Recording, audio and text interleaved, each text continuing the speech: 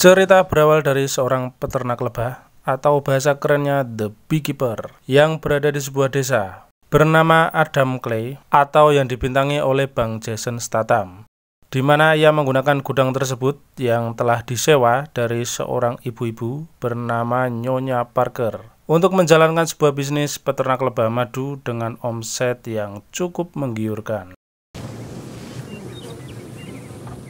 Terlihat Mas Clay ini sangat sibuk dengan pekerjaannya, begitupun dengan Nyonya Parker yang terlihat sedang mengutak-atik laptop. Hingga muncul sebuah pemberitahuan terjadi serangan virus di softwarenya, karena beliau gaptek dan juga orang yang polos, tanpa pikir panjang langsung menghubungi nomor yang muncul di laptopnya. Dan ya, tentu saja yang dihubungi Nyonya Parker adalah seorang penipu ulung, cerdas, terstruktur, dan terorganisir. Ini dia begal online-nya. Karena maling cerdas seperti ini sangat membahayakan masyarakat seperti para koruptor, tindakan korupsi merupakan tindakan yang sangat merugikan negara. Korupsi mengakibatkan melambatnya pertumbuhan ekonomi negara, menurunnya investasi, meningkatnya kemiskinan, serta meningkatnya ketimpangan pendapatan juga dapat merugikan tingkat kebahagiaan masyarakat di suatu negara. Aduh, si keceplosan. Dengan modus yang digunakan untuk para korban menginstal sebuah aplikasi dan mengirimkan sejumlah uang lewat m-banking. Secara tidak langsung korban akan memasukkan password dan username. Ketika mengetikkan kode OTP dari bank dan boom, saldo 2 juta dolar hilang tak tersisa. Akibat kejadian tersebut, Nyonya Parker dengan iman yang kurang kuat akhirnya melakukan bundir. Hal ini diketahui saat Mas Clay akan mengunjungi rumahnya, dan di waktu yang bersamaan anak dari almarhumah Verona muncul dengan waktu yang kurang tepat, sehingga Mas Clay dituduh telah menghabisi ibunya. Verona. I'm so sorry. Kemudian Mbak Verona ini menemukan hal yang mengejutkan, di mana kejadian yang telah menimpa ibunya dikarenakan aksi dari begal online. Oh my God. Akhirnya Mbak Verona meminta maaf kepada Mas Clay karena kesalahpahaman yang telah memfitnah dirinya. Di adegan ini Mas Clay sedang menghubungi admin operator, entah siapa itu, meminta sebuah nama dan alamat untuk mengetahui siapa di balik semua kejahatan ini.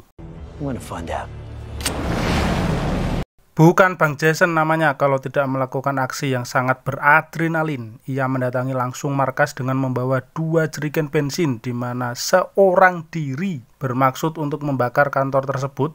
Memang benar-benar keren ya orang. Kemudian si Garen menelpon kepada atasannya, diketahui bahwa ia merupakan pemimpin dari kantor cabang ini dan melaporkan apa yang telah terjadi pada kantor yang bernilai 30 juta dolar itu.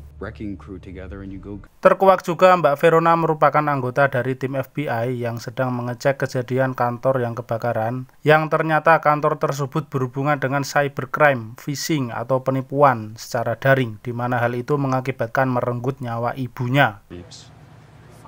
Singkat cerita, si Garen balas dendam ke Mas Clay dan melakukan kesalahan besarnya, di mana ia telah menghancurkan sarang lebah madu yang merupakan mata pencaharian utamanya.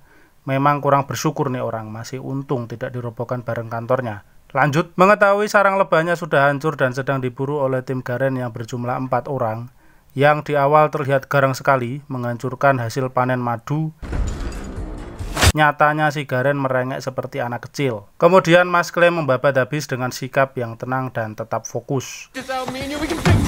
Scene beralih ke jalanan. Si Garen dibiarkan hidup dengan hadiah kehilangan jari-jari yang sedang menelpon si bosnya bernama Derek Danford. Memang ini tujuan Mas Clay untuk mengetahui siapa dalang dibalik semua ini dan kemana, serta digunakan untuk apa aliran dana uang haram tersebut. Dan tentunya si Garen harus dicukupkan sampai di sini karena si penulis skenario sudah tidak menginginkannya lagi. Dengan ketakutan, si Derek juga melaporkan masalahnya kepada si bapak tua ini. Kita panggil saja Mbah Hui. Dia merupakan pensiunan kabak dari instansi CIA, sekaligus asisten atau sebagai pembersih masalah dari si cecenguk ini. Dengan rasa penasaran, Mbah Hui dan juga si Verona mencoba menyelidiki siapa identitas asli Mas Clay. Mengapa begitu kuat, lincah, dan juga tak kenal menyerah. Dengan mengutamakan kekuatan orang dalam yang dulu merupakan anak buahnya di CIA, Mbah Hui mengetahui bahwa ia adalah pasukan yang sudah tidak aktif lagi dari program khusus bernama Beekeeper. So your problem? He's retired from the program. Setelah mengetahui hal itu, Mbah W melalui orang dalamnya mengirimkan beekeeper yang lain untuk memburu si Mas Clay ini. Tetapi hal itu hanya sia-sia karena mbak-mbak beekeeper langsung dikirim menemui sang pencipta. Dengan bermodalkan jari dari mbak-mbak beekeeper tadi, Mas Clay masuk ke markasnya untuk mengambil data alamat kantor komplit beserta alutsista yang ada di ruangan itu. Kemudian Verona dan juga anak buahnya terus mengejar Mas Clay untuk mempertanggungjawabkan perbuatannya. Tetapi antara suka dan duka, di mana ia tahu Adam Clay seperti ini memberantas para kampret yang mengakibatkan Nyonya Parker kehilangan nyawa yang sudah dianggap ibunya sendiri. Di sisi lain, si Verona juga merupakan penegak hukum. Akhirnya ia melaporkan kejadian ini ke petinggi FBI dan mengirimkan beberapa pasukan untuk menangkap Mas Clay.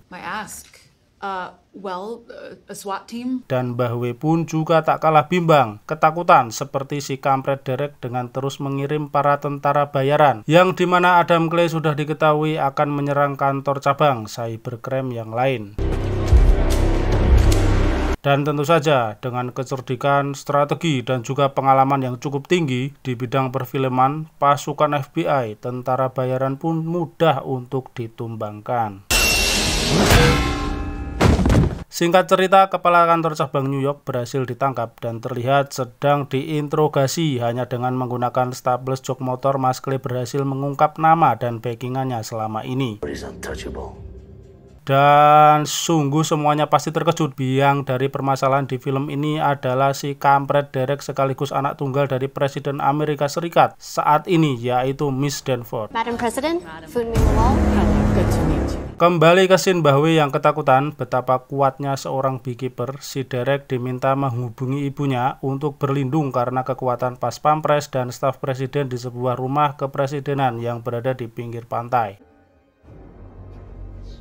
Terlihat si Verona dan temannya juga ikut hadir dalam acara ini, serta Mbah W dengan tentara bayaran pun sudah siap berjaga di tempat ini. Mas Clay akhirnya menemukan pintu masuk lewat gorong-gorong, kemudian menyelinap di bawah truk dan menggunakan seragam pas pampres. Kemudian si Clay mengganti seragamnya lagi menjadi tamu undangan agar bisa masuk dan dengan mudah membaur ke acara pesta di dalam rumah, yang tujuannya yang tak lain dan tak bukan untuk melenyapkan si kampret Derek. Dengan bermodalkan skill, pengalaman, dan jam terbang yang sangat tinggi, Mas Clay sangat mudah dan cukup tenang menumbangkan pasukan tentara bayaran dan juga pas pampres seperti para laron yang sudah terkena angin badai.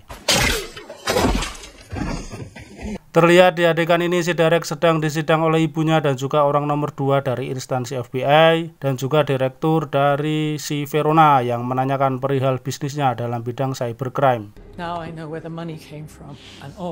Dari sini bisa diketahui bahwa aliran dana atau uang haram yang dihasilkan dari bisnis tersebut digunakan untuk kampanye ibunya sebagai presiden. Hal ini juga baru diketahui ibunya sendiri dan akan mengakui yang sebenarnya kepada masyarakat luas. Tak terima dengan hal tersebut, si kampret Derek malah menyandera ibunya sendiri dan mengancam nyawanya dengan senjata.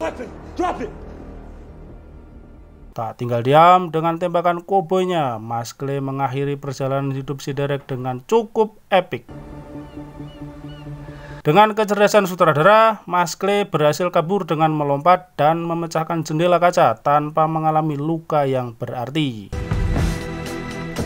Tamat. Ending yang cukup menyedihkan bagi seorang ibu dengan harus kehilangan seorang anak perampok uang rakyat. Meskipun begitu, ia adalah anak kandungnya sendiri dan sangat bahagia bagi seorang Verona dan juga Adam Clay bisa membalaskan dengan hukuman yang sepadan, nyawa dibalas dengan nyawa. Pesan yang bisa kita ambil dari film ini, didiklah anak kalian dengan 3 perkara. 1. Mencintai nabinya. 2. Menyayangi beserta keluarganya. 3. Mengajarkan Al-Quran. Dengan mengajarkan dan menekankan pada 3 hal tersebut, tentu anak-anak kita kelak akan menjadi pribadi yang menenteramkan kita di usia senja, bahkan hisab kita di akhirat pun akan ringan. Saya Maski dan tim pamit undur diri, bye.